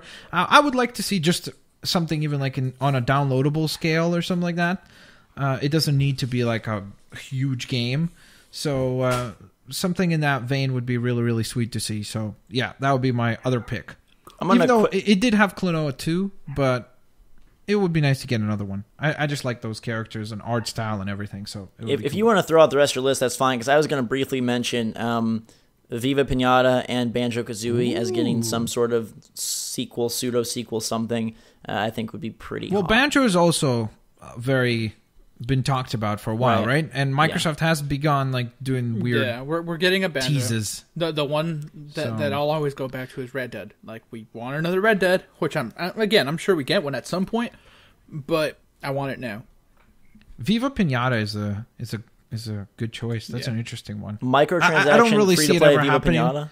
I just don't see it happening because of the fact that it doesn't have a TV show anymore. You know what I mean? So I don't think that it has audience. You know what I mean? Like, imagine though if they gave you that garden, and then for like 99 cents you could buy like a seed to like make a baby pinata. Yeah, they could probably do very well. I wonder if it ever garnered enough attention as a game. Yeah. Versus an IP like that is from a TV show. You know what I mean? That would be interesting to know, because if it has enough of a following as a game, then obviously it's easy one to do. I think an obvious one for both of us is Garden Warfare 2, but we feel like maybe there's a good chance that that's happening, maybe based on the tweets and everything that's been going around. There's a good chance of that. So that was another one I put on there. I put Vanquish on there. Have you guys ever played that? Vanquish is great. The one, yeah. Knee pads the game. Knee pads the game. Sliding. You should have called it. I just feel like the rug burns are real in that one. Like, his legs must be, man. I mean, they're wearing armor. He's wearing a suit, yeah. That's Space, a lot of friction. I just wanted to bring in Vanquish could be an awesome, like, they could take Vanquish, reskin it as an Iron Man game, and there you go. Yeah. That would be, there's Marvel's big Iron Man successful game. Yeah, very quickly, I know we have to move on, but Dead Space, just run. Brand new. Leave Isaac alone. Whatever. Leave Isaac alone.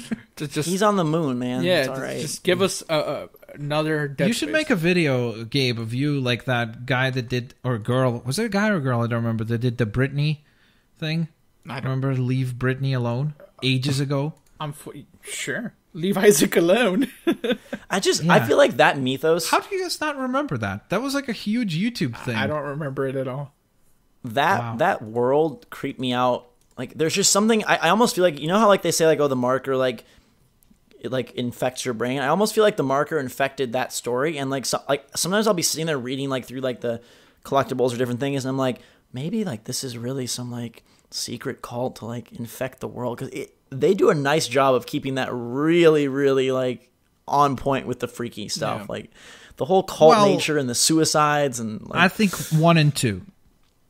I think 3 was a big misfire. Not even just DLC, but like the story and the creepiness. You didn't like wasn't the moon mother monster? I don't know. I was excited because I like the whole idea of the snow. Like, that was cool. But then I feel like they kind of misfired on that like weird element where like I remember when you're playing Dead Space 1 and 2, you get to a habit of where every turn, every door, everything, you're like, okay, it's going to pop up. It's going to pop up right now. Something is going to pop up. But then it wouldn't, and it wouldn't, and it wouldn't. And then at the time, you're like, oh, maybe it won't pop up this time. You run up, and that's when it pops up. It's like they calculated perfectly where you're going to be like coached to think that. and then get comfortable again, and then they'll scare the bejesus out of you again. So I think the highlight of that franchise is the church scene in Dead Space 2. Or maybe it's not a church, but you're fighting the bird zombie creatures, and you hide. Like, to me, that's the moment I remember from like all 3 games. But it's interesting because like Dead Space 3 is basically like a good version of Lost Planet. You guys remember that? Very early Xbox 360 game, like fighting the big bugs outside in the snow. Like, that's Dead Space 3 kind of. Let's do kind of a crazy round, something that's a little bit more crazy round. We have a lightning round. Now we have a crazy round. As you can see, Zach is a marketing genius. Yeah. Here we go. This is very specific to the main event regarding crazy sequels, but I'll start it off. I'm going to say an open world Mario game, something that I don't even know how they accomplish platforming in an open world sense, but I read this ingenious post on GAF a while back about, Mario has now established so many different elements of the Mushroom Kingdom, and you see them in Mario Kart. Like, in one of the races in Mario Kart, you can see like Twisted Mansion off in the distance, and like it's implied that these are all places tied together. So imagine if like you were playing this open world Mario for the next Nintendo system, and you could go, sure, to Peach's Castle and stuff, but then you were able to go to like all the lands that the Mario Kart games explore, or that the Mario Party games explore, or maybe somewhere, up in the sky from 3D World. But then also, I just think there's so much potential there to integrate all of the creative lands they've come up with into one game and make it freaking awesome. I don't know how you'd handle missions or objectives within a Mario game. Yeah, that's the difficult part, I think. Because they would have to implement some sort of almost different like combat or something, right? Because like you can't just do the typical thing of like him jumping on Goombas and... Although like Mario 64 was technically a mission but you'd still dive into little hubs. Yeah. Right? Like when you would dive into the missions, so they were... Maybe if they do that could work, right? Like where you could explore the worlds, but then when you get to like a castle, there are specific missions you do there, right? Like you jump into a more kind of locked in environment, and then you do the typical Mario thing. Yeah, because like theoretically, like Sunshine and 64 were kind of hub worlds with spokes going off, but I think if they just were able to make it seamless and integrate sort of the flow better, so it's like, hey, you're going over to, whatever, the underwater place, or you're going to Bowser's Castle, or you're going to... what's the crazy guy from the handheld Mario and Luigi games? Fawful. Oh yeah. Oh man. Fawful. What is his name? I don't know.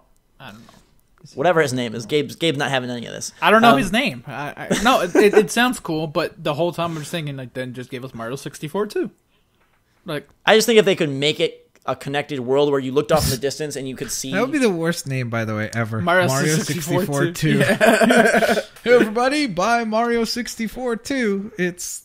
I don't know. I feel like... I'd personally prefer, at this point, Galaxy 3. Yeah. That's what I'd prefer. Did you like... I feel like I'm the only person that didn't fall in love with the Galaxy games. You are. Oh, I really like it. I just didn't like that it was so modular, and like I missed the effect of having a big world to like... You think about like the first level of Mario 64, like King Bomb-Bomb's Mountain, like that's so iconic. And playing Galaxy, it all just blurs into my head as like balls hanging in the sky. I don't know. I feel like Galaxy was like a box of chocolates. Yeah. Right? Yeah. Where yes, you know what you're gonna get. Galaxy is like the midway point between the more open Mario and then now like 3D World, very level structured. So sadly, they've gone for me that route of like bite size, and I just want them to be like, hold up. And like reverse course and go. Right. And we don't even need to get into a whole bunch of detail about my crazy one. And I'm only going with this just because I've been so negative on them the whole. So wait, that's the crazy round. We have to come up with a crazy sequel. Yeah, sure. Okay, sorry. Okay, so mine isn't really a sequel, but it sort of is. I want Watch Dogs and Assassin's Creed crossover. So where like Assassin's Creed and Watch Dogs are the same universe, which people like say like it sort of is. Not really, but I think that'd be really cool to have. Everybody wants a modern day Assassin's Creed, but then just bring it into the Watch Dogs world. It is Watch Dogs, basically. Yeah, no, but like make it like fully crossover, like completely like intertwined the stories and everything. You want like that trailer where it's like an assassin, it's like dun dun dun dun dun dun. He's like slowly lifting his hood, and then it turns out to be the Watch Dogs dude. Yeah. I don't even remember that guy's name. Yeah. That's how awesome he was. Yeah, I know we're pressed on time, but I just wanted to throw that out there. Max? I don't have a crazy sequel. I'm trying to think of something that would be like genuinely crazy, like very different than the original game, but I can't think of anything that I would want to be just drastically different. The only thing I could mention is probably like Halo, where I would just want Halo to be, because I want to love it. Like, I'm always like, come on, make me love you. They've told you, Max, just go read a book. You'll love it. I know, but I don't, like, I want to experience it through video games. That's the medium that I don't this even see how reading those books in. makes you love it. Like, just because you know that, like, John used to be in summer school, he liked to play, Parcheesi. Like, how does that make the game any more enjoyable? I wouldn't know. I don't read those books. Yeah, I don't know. I just think, again, they have so much potential there, and obviously it resonates with a lot of people. So I'm obviously not, I'm a minority in that group, but I would just like to get, like, give me narrative, like a sequel that is focused more so on the narrative nature of the character instead of just, once again, giving me more cool things in the world and more cool species, guns, and so on, because I understand that that's part of the world, but I need something that connects all that. Like, give me the adhesive to those pieces. Yeah. So that would be nice. I'm going to throw out one that one of my friends brought up, and it's not tied to a specific franchise. It could be Fallout, it could be Skyrim, it could be Witcher, but a co-op choice-driven game. So you could almost like have two people playing like good cop, bad cop with like characters. So like you go up to a lady and you're like, hey, could you spare some change? And she's like, get out of here. And then your partner is like holding a gun to her head and like, you better, like, there's a cool potential. So like Telltale, but like co-op.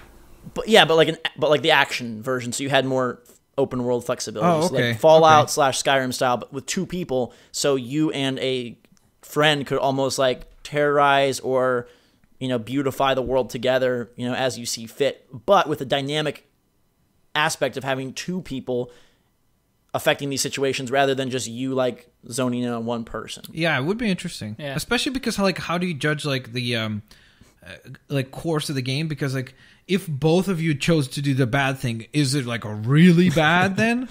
or one guy is like, good and one guy's bad, and then the game splits. It's like bad. This guy gets sent to this dimension, you get sent to this dimension, and you have to finish the game solo. Yeah, like, I wonder how that would work in terms of, like, what is the consequences of those actions. That would be really cool. It would be complicated, but I think it would be really, really, really cool. Those are our crazy sequels. Let us know in the feedback section, and you can send us your crazy sequels at can'tstopasking@gmail.com. Can'tstopasking@gmail.com. We'd love to know what you are thinking of, and big shout out to you guys for submitting cool topics. Mr. Nerdy Pants there coming through in the clutch. I'll just announce it now before we get to your feedback for this week. Next week will be our first May show. And going forward, there are 4 weeks in May. Didn't know if you guys knew that or not. Yep, but just like most years. There are 4 weeks in May this year. And so we are going to be doing 4 E3 spectacular shows because E3, I think, this year is going to blow people's ketchup straight out of their stomach. So we're going to be doing an episode based on Sony predictions and sort of thoughts, Microsoft and Nintendo, and then third parties, and we'll give our feelings on kind of like where they are right now, what they need to do, what we predict for them to come out. So if you have ideas that you want to send in, I think that would be really cool. Who do we want to start off with next week? I say let's go in the order that the press conferences happen, I think, maybe. Okay. So we can do... So Microsoft would be first then. Yeah. Microsoft. Okay. Microsoft first. Well, because... Okay, sure. Technically, Bethesda's first. Yeah, so but so that's what I was going to say. Like, are we going to do third party first, or? I say we do third parties last because that will be the biggest, and that can kind of be our E3 send off show. But so if you have ideas, predictions, thoughts on what Microsoft is going to do with the Xbox One, Windows 10, and all their shebang, HoloLens. At E3, what? Oh, HoloLens. I thought this was like the sequel to Borderlands, HoloLens. I was like, yeah, that's what I thought. HaloLens. There we go. There you go. Loot-based Halo. Yeah. Yeah. So send us your theories and thoughts for Microsoft's E3 adventure. And we can also say that we'll all be at E3 covering it, and we'll give you more details on that in the future. Right now, though, before we get to feedback, how could I forget Hype City, baby? Oh. Hype City. Hype City. We are I think it's obvious what Hype City is. I think there's only one. Yeah, Avengers: Age of Ultron. That wasn't what I was thinking. I was thinking about video games, but yes, Avengers. Avengers. I can't think of anything. There's 8 days left. Avengers over everything, and we'll have a separate bonus episode for the whole superhero stuff that we always talk about when we're not recording. I'm not going to talk about it because we got some stern reviews from people saying that it's too like it was just focus on it too much. But honestly, truthfully, that is the thing I'm most hyped for. I can't, I could fake and be like, oh yeah, I'm excited about this, but games wise, there really isn't much else to be hyped for anyways. Like, we're in a kind of a lull period for now. The Witcher. Yeah, but that's still May 17th. Like, that's quite a ways away. It's a few weeks. But yeah, I mean, it's 4 weeks. Age of Ultron hype. Then I'm assuming we're gonna do a bonus episode on it. I thought we said absolutely. Yeah. So. We're gonna do 10 bonus episodes. I'll sit through it. Damn you, Zach. I hope I love Age of Ultron more than you guys. I hope the bonus episode is you guys being like, man, and I'm like, whoa, like going crazy. It was so awesome. I hope so too. Because I know I'm gonna love it. So, I don't know I'm gonna love it. I think I am. I think I will. Yeah. Can I pick a different movie, or will I get like excommunicated? No, you can pick cast? whatever you want. You could pick a game. If there was a game that you're excited for, I just feel like there isn't anything else. I mean, we said Splatoon right now, no? And Witcher 3 so many times. It's like, that's why. What more can you say? Yeah. So I'm gonna go with a movie that's more my style, and I'm gonna say Tomorrowland, which is a film. It's a Disney movie, but it's not really a Disney type movie. It's directed. I believe, but I don't want to get this wrong, but it's directed by Brad Bird and I want to say Brad other Bird guy and Jack from Lost. Sparrow. No. Jack Sparrow. Although sometimes I did feel like a pirate in Assassin's Creed Chronicles, especially when you get on that ship. I don't know if you reach that level, but you get to a ship level, and I was like, man, this is a pirate game. Anyways, the movie is about this girl. You said ship P, right? Because then I was going to say they're all that. I'm joking. Movie is about a girl going to this like magical land, and it sort of harkens back to when Walt Disney made Tomorrowland and Disneyland. He wanted it to be this very futuristic place that would embody all of the like magic that was going to happen in the next century or whatever. And it turns out that we have a lot of their ideas already, but this movie takes it way farther out in the future, and it features an angry George Clooney, and like just I don't know, it looks to be a very fantastical adventure, and I'm hoping that it comes through to be an actual good movie based on the pedigree of the directors and whatnot. I think. Yeah, I mean the director is phenomenal. He's obviously known for like Pixar fame, but he is awesome. Is this his first live action? No. Oh no! He did Mission Impossible, didn't he? Yes. But I was just going to say, he's coming off of that. Yeah. I want an Iron Giant memorial in Tomorrowland. That'd be cool. I like the Iron Giant a lot. Brad Bird directed Iron Giant. Have you seen this movie? Yeah, but that's not a Disney property. No, I want to steal it. If it was a Disney property, by the way, Iron Giant, if you just put Disney on that thing would be massive.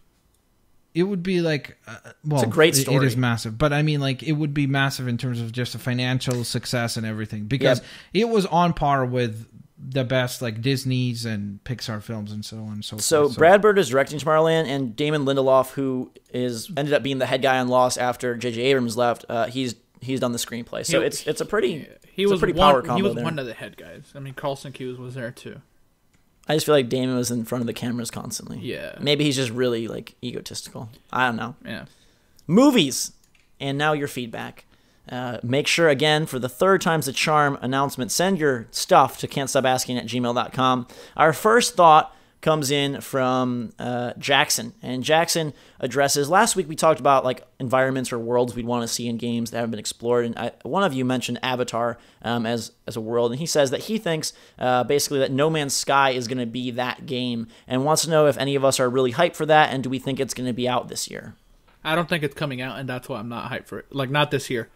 If I felt like it wasn't going to come out this year, that would be like my most anticipated game, period. But I don't think we get it this year at all. So, but when I don't think we're gonna get it this year, and it's a very weird game because I don't understand what it is. You explore everything. You just explore. That's it. Yeah, but that's such a vague concept.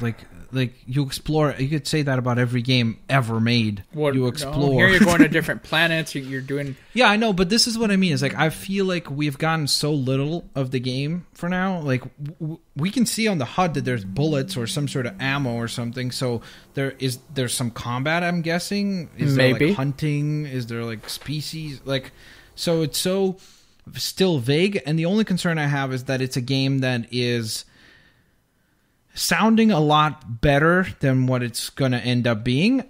I don't want to be cynical, but I hope that it is what they're saying. I just worried that that size of the team, and because of that, they won't be able to execute on such a grand scale, because it just sounds so like, if it is what they're saying it is, it's going to be insane. It's going to be like a revolutionary game. Yeah. I don't think it comes out this year either. Until we know what it is. Like, it sounds so much like that, like, typical dream game of like, you're going to be able to do everything and anything and go anywhere, and then what are the final limitations? But we need to settle in for Lucas's email here. So you're not hyped for it, or same kind of? I just like feel like I can't be until I know more. I mean, it's almost to me in the same fashion of like getting hyped for like the eventual Avengers game, or getting hyped for like the next Mario. Like, I have no clue what it's going to be, but I'm hyped. I mean, it looks beautiful. It's got some cool concepts. The idea that you could leave the planet and seamlessly go to another planet is really great. But if you're just walking around like with that amount of intense exploration, what are you going to be actually doing? Or is it just going to be like a visual? That's the same thing. I feel like I don't know what it is yet. Right. So it's hard. Lucas has a dilemma for us. He says, "Hey guys, I'm a huge fan of your podcast. I cannot stress enough how much I appreciate what you do. I listen to your podcast while I run my nightly 3 miles. I admit sometimes I have to stop because I start laughing really hard. So we're sorry for interrupting your workouts. Be careful out there." He says, "I'm 21 years old and currently in college in Washington, D.C. During my move from North Carolina to D.C., I realized that I never have had a community of friends in which to play video games. Growing up, my friends never shared the same love of video games as I did, and when I started college, I had the hope of finding a few friends to play video games with, but to no avail. As I get older, I feel more and more pressure to stop playing video games entirely. So my question for the Bermuda Triangle of video game topics," amazing, that would be us, yeah, is how do I find a gaming community in which I can enjoy slaughtering some zombies and get into some good old-fashioned game debauchery with? I have a PlayStation 4 and an Xbox One. I enjoy a variety of games. Any help on this matter, and I'll hold you guys in higher regard than I already do. P.S. I got Bloodborne, and I was enjoying it, in quotes, but my girlfriend of 2 years gave me an ultimatum to either return the game or I would get the cold shoulder because I was becoming overly aggressive. I think Bloodborne should add to the ESRB rating. Could be harmful to your relationship. Best wishes, Lucas. All right. I bet you she was just playing it and she got so frustrated. She was like, "You got to return this thing." Secretly, she just just didn't. But about his conundrum, I feel like finding that good group of people you play games with is difficult. But once you got it, you got it. Like, he's in Washington D.C., so America, Barack Obama. College kids in America these days aren't necessarily. Really, that's not what Barack kids are Obama? doing. I mean, Brock's like he's like a really like hip guy. Maybe he's okay. Yeah, his gamer tag is probably Air Force One. I was trying to take his question seriously, and then he's playing Evolve with Barack Obama. All right, no, but all right, since college doesn't seem to be the place, right? Because everybody's doing other stuff that we don't want to promote here. But go on NeoGAF, go on like XboxAchievements.com is a good website. So is PlayStation Trophies. There you can find people that like want to do achievement stuff with you, like, and from that you can just grow like little relationships with them as far as that goes, and just start playing with them. Also, Steam, the forums on there, people are always starting threads. The Killing Floor 2 is a good example. There's a thread on there that help people get together. Same with Destiny. If you play Destiny, go to the forums over there at Bungie, and they have like a thread that's specifically dedicated to finding people to do raids with you, since there's no matchmaking. I say forums is the way to go. Like, find one that you like. Maybe you're already on one.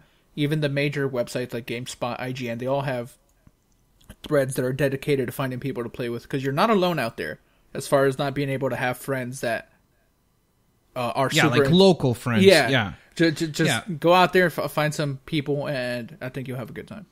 Yeah, the cool thing about like the age that we live in is that it's easier than ever to find other people that enjoy the same hobbies as you. Like, I think a lot of people quit on their hobbies because of that problem, that their local friends or their people that are in their immediate surroundings don't enjoy that. But now you can communicate and share those hobbies through online. Like, Gabe brought up a whole bunch of cool examples. Go to forums. Go to even sometimes like I know people who literally have become friends and played together. Like when I did live streams and stuff, when people would tune in, and then they started talking to each other after the live streams, and now they play like Minecraft and other online games together. Comment section of your favorite videos, wherever, like whatever you enjoy, go there, and then based on that, you are more than likely to find other people that enjoy the same thing. Yeah, I was going to say Twitch. Like, it seems like a lot of those communities end up gaming together, or have game nights, or play with the streamer, or just amongst themselves kind of mingle and set up their own games concurrently. So that would be my suggestion. But really good email. And we will follow it up with another good email from Ethan entitled Bloodborne Amiibos. Oh my god. He says, when Max was talking about amiibos back in episode 5, he said yarn amiibos, but I thought he said yarnum amiibos, and I was thinking they were Bloodborne amiibos. That would be pretty cool. Cleric Beast versus Mario in Smash Brothers, how awesome would that be? If you were to play as a Bloodborne boss in Smash Brothers, you would not be able to die very easily. It's a cool idea. Somebody make it happen with those custom amiibos. It would be the most violent thing Nintendo has done ever, I think. Exactly. This next email comes in from Lord Sinclair. He asked to be referred to as this specifically. Lord Sinclair? Lord Sinclair. Well, what if it's international recording artist Lord, and she's just writing in wanting to know. I always thought her name was Lordy for some reason, because there is the E there, right? No, but it's Lord. Yeah. Lord writes in, Lord Sinclair. I think he's just like a British dude. No, I'm fully going with it's Lord. She's just writing in.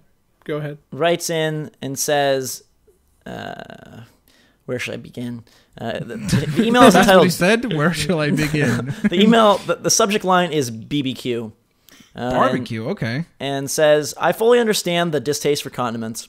I don't avoid condiments at all costs, but I do prefer my food without condiments when possible. However, barbecue sauce is an exception that I absolutely prefer to use on my food. I'm curious, Gabe, as to whether you feel the same way about barbecue sauce as you do about other condiments, or do you consider barbecue sauce a different matter altogether? I don't like barbecue sauce at all either.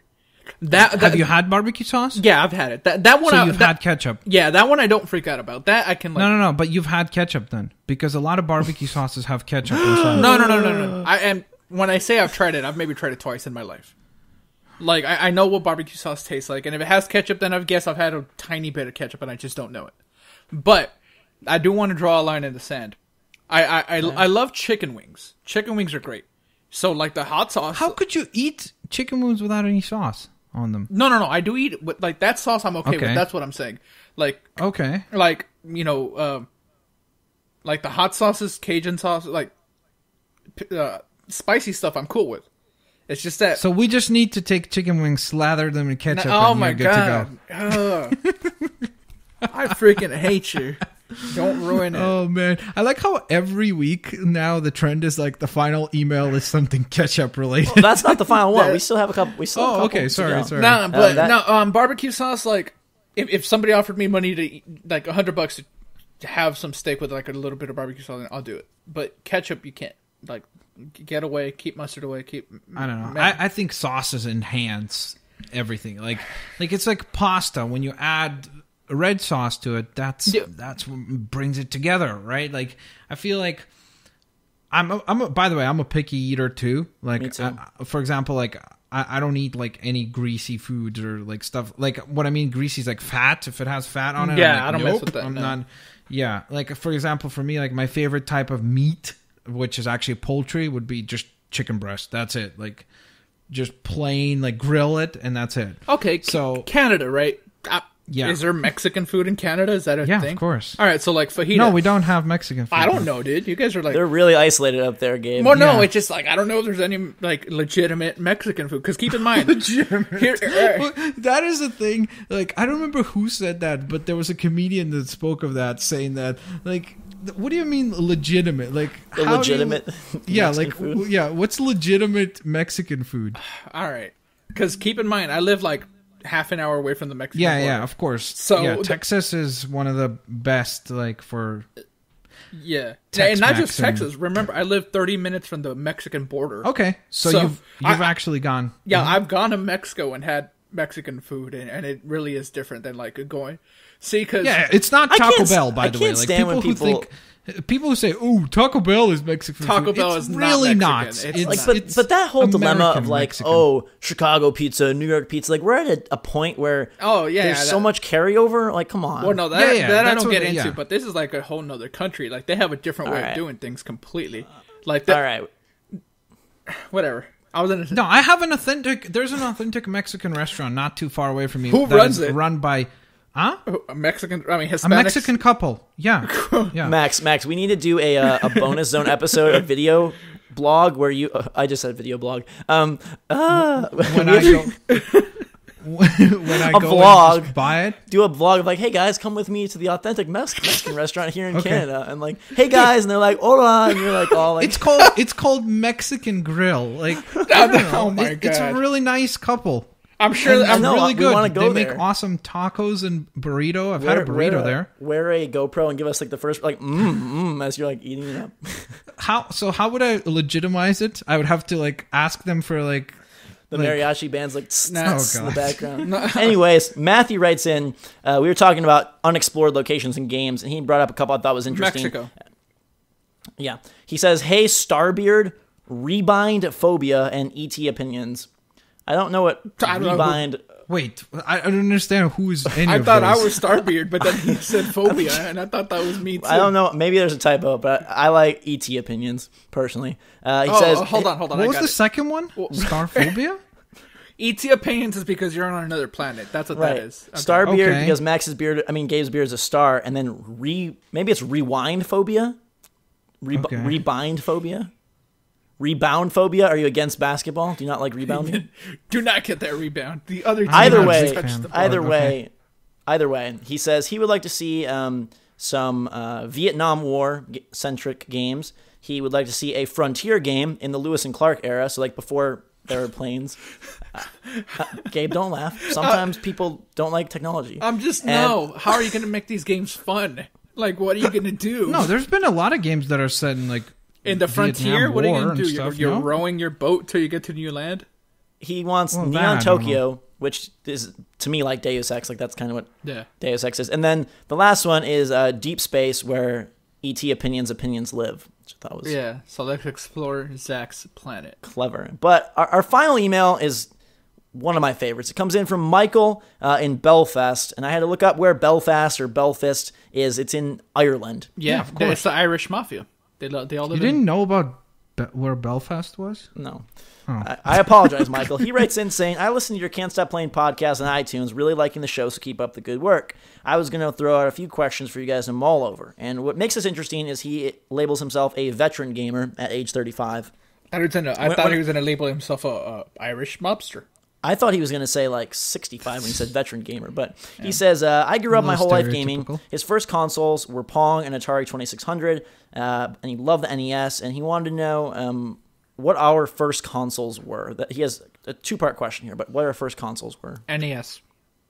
I think I had the NES. The only problem was that since we were, like, I lived in Russia at the time, I don't know if it was like a rip-off NES or if it was the NES, because I don't remember it. Like, we left, I was 4, like I was 3.5, so I don't remember it specifically, but I do remember playing like Duck Hunt, so I'm assuming because of that it was an NES.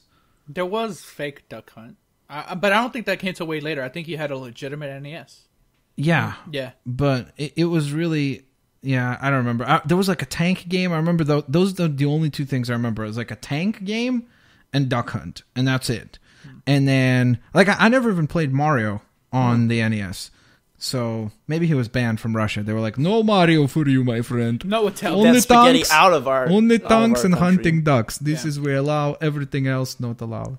Man, I feel like I'm in Metro 2033. Keep that up. The second part of his question is that he says, in the old days before we could save, me and my friend played Super Mario Bros. 3 from 9 a.m. to 11 p.m., 14 straight hours. Wow. He wants to know if we have any memorable, super long game sessions and what the game was. Metal Gear 2. I finished it in one sitting. Yeah, which is insane. That's a pretty long game, too. Yeah, but what I remember about not being able to save is I would just leave the console on, and sometimes those consoles would turn themselves off. Those are my like worst nightmares. Coming home from like kindergarten and seeing like Felix the Cat at the final boss turned off, and I literally just broke down. Or like TMNT 2, like towards the end of the game, and it just like froze on screen. You're like, oh, like please, like work, and it just nothing you could do. I don't remember. Sorry, go ahead. I was just gonna say I've beat A Link to the Past in one sitting like a couple times throughout my life. Wow. Yeah, that's pretty impressive. I remember. This is a funny thing, but I don't remember which podcast it was, but I heard somebody else say this, that for the longest time, they didn't know that you could save in Pokemon. What? Yes. Like, for me, the first Pokemon game I played, like from beginning to end, was Pokemon Silver. And because it was all in English, right? Like, I didn't know that there was, like, when you start, you could save and everything for a while. Like, it was, like, a good, like, month and a half, maybe, before I figured out that you could save. So you just kept starting and... I just kept starting over and over again, and I would try to get as far as possible. Crazy. You're like, Charmander, Bulbasaur, Squirtle. It was over and over again, so it was really, really funny because of that. That I played that game for, like, a good month and a half, just repeating over and over again. And I think the furthest I ever got in one session was like the 5th gym or something like that. But yeah, that was really, really funny. That's because impressive. I didn't know that you could save. Wow. So it's one of those crutches that, like, you know, when you don't know English, you're just kind of like, you just keep playing. You're like, oh, this is fun. Yeah, English is also not my first language, but by the time I started playing games, thankfully I was able to read and speak English. Yeah, like I read, but it was like the basics, you know what I mean? It's the same thing as like when we played Yu-Gi-Oh! We would just, like, I'd understand some of the words, but then we'd be like, yeah, I think that does like 2,000 damage to you. So we just like Blue Eyes White Dragon, insta-kill. Yeah. I don't, maybe when I was really young and I just don't remember it, but I can't remember a super long gaming session. Like the longest in recent memory, and this is pretty pathetic by your standards, is 4 hours with Batman Arkham Asylum, beating the game when I was about midway through. But I don't know, like I don't know if I just don't have the focus for it, or if I just want to like run around. It's YouTube these days, like it's hard to. But did you?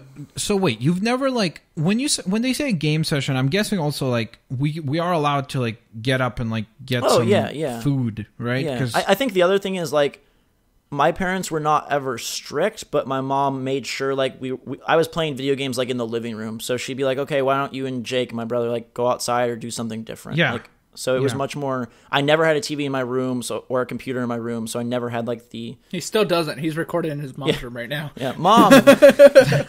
No, she's boycotting Legend of Zelda with the upside-down posters. I'm not responsible for any of the furnishings in this recording zone. No, I don't know, even today, like, even for games I'm really excited for, like Last of Us or Infinite, I just find myself piecing it out much more than, I don't know. I love them to death, but I just can't sit still, I guess. No. Hey, to a certain extent, maybe you're actually experiencing them more, like, perhaps in depth. You know, because a lot of times when you play one thing all the way through, it all blends together, especially during the latter half. You're just kind of like, okay, I just want to finish it. Right. And maybe that's the problem with like Halo to a certain extent. Like I know Halo 4, I finished that, I think in 2 sittings or 1 sitting. So like very, like, I think 2 or 3 hours and then 4 or 5 hours. So I just finished it that way. So maybe if I played it more chapter by chapter, I would have enjoyed it more. I don't know. Yeah. Perhaps. Thank you for our international audience writing in. It's really cool to see where you guys are from and hear your thoughts and questions. Keep sending those in. can'tstopasking@gmail.com. Remember, next week is a Microsoft E3 Palooza-centric show, so give us your thoughts and feelings on that. Keep the condiments, questions, and concerns for Gabe coming. No, keep those to yourselves. Keep them to yourself, okay. And for our quick, like, 1-minute NFL little session here, the schedule got unveiled this week. It did. And it is, I feel like it's always crazy. Like, I feel like somehow it gets crazier every single year, even though it's not possible. I'm super excited for that first game, man. Steelers and these guys. Who's that? Oh, yeah. I really think the Patriots pose way too many problems. What? I love when Max does this. But he's right on that time. There's no way the Steelers win that game. That's what I'm saying. You don't know. Tom Brady's always slow. Like in the Roethlisberger is way slower. No. I don't mean slow as in speed. I mean like he starts off the year slowly. Like he's not like Tom Brady prime until like maybe game 4 or 5. you may notice in NFL season some uneasiness between me and Gabe, because like Gabe thinks that the Green Bay Packers are like the greatest team ever. I have no clue why. It's because I think the Seattle Seahawks are because of this one man, Zach. He is as close to a man crush as I've ever been. His name is Brett. I grew up with Brett. Well, not really. I wish I grew up with Brett, but I love that guy. And this year he's going to get inducted, and they're going to retire his number probably during Thanksgiving against the Bears, which is just the way it should be. It shouldn't be any other way. Man, I can't wait for the season to start. I'm a huge Lions fan, so that's where our combative nature will brew some nasty storms. But there are very few teams that I hate in the NFL. Like, I don't mind the Lions. I know I'm supposed to hate the Bears, but I'm sort of rooting for Jay Cutler to like bounce back. Like, Packers. That's my team. I love them. I just think the Lions, like, they start off at San Diego, then they go at Minnesota, home Denver, and then they go back on the road to Seattle, which is I just have a question. Brutal start. How do they come up with the names? Like, why are some of them animals, and then other ones are like the Patriots? They've been around forever. I don't know why. Like the Packers, the New York Jets, which I used to like. So I'm wondering, how do they come? Like, what was the process of the name? Well, there's in maybe it's a year, 2 years, 3 years. There's going to be an LA team, and it'll be interesting to see how they handle the naming of that franchise. Yeah, if they do a fan vote, if they do they're not going to do a fan vote. They're just going to call it what they want to call it. I think they should do a write-in ballot. No, I mean, because whatever gets the most votes. No, because they're going to like put a lot of thought into it. Like, they're going to pay all these marketing firms to say, hey, you know, what sounds cool for people to buy all these jerseys? Like, a lot of earthquakes. Yeah, the earthquakes. What would be like? Yeah, what would be thematic for LA? No, well, it doesn't have to be thematic though. Yeah, I guess. Like, Arizona doesn't like, or like Lions. There's no lions in Detroit. There's no. There's probably lions in the zoo. Do they have a zoo? Yeah. Well, there you go. Detroit is a zoo. Shots fired. But the thing that everybody else is excited, including what was the name of the last person that wrote to us from Ireland, from Belfast? I believe his name was Michael. Michael is excited about more. It's the Champions League. Let's be honest. We weren't done with the schedule. That's what everybody cares for. That's what everybody cares for. I feel like soccer never ends. Like, it's just like you guys just play games and games and games. There's no there is an off period. But is there like summer. There's no like Super Bowl of soccer, unless you're going to say it's the World Cup. Yes, there is the Champions League. What is that? What is It's where all the teams, like from the Spanish league, the Italian league, the English league, all play in this one tournament. What about the American league? Because we got FIFA over here. You have the MLS, by the way. Whatever. But and it's so funny it's called MLS because like I bought a house recently and MLS is also the multi-listing service. The real estate. Yeah. That's why it was confusing because my business professor one time, he's like, and then you could go on to the MLS. I'm like, what? We could play soccer? Sounds good. But yeah, listen, America started getting interested in soccer, and it's getting much more popular than it ever has, especially with the last World Cup. It's just Twitter stuff. People see that it's trending. They want to jump on the bandwagon. I don't think anybody in America actually cares. Like, I'm sure soccer is the sport that you throw your kid in when they don't want to like move. How could you say that nobody cares? Look, a lot of the population of America is like immigrants and such, so they care about soccer. Like, if I lived in America, I would care about soccer. Here's my question for you, Max. As a natural soccer fan, let's put it that way. I don't know if you're diehard. Maybe you are. Yeah. Do you think that a lot of the appeal of soccer, as opposed to basketball or, I don't know, football, is that in soccer, since the scoring happens so infrequently that you don't really have to know what's going on, you can kind of go to the arena and party it up and yell and scream and have a good time, because the focus isn't so much on the moment-to-moment action, but more on the overall game match. Sportscast. No, I don't think so. I think that there is the excitement of like the anticipation of when the goal happens.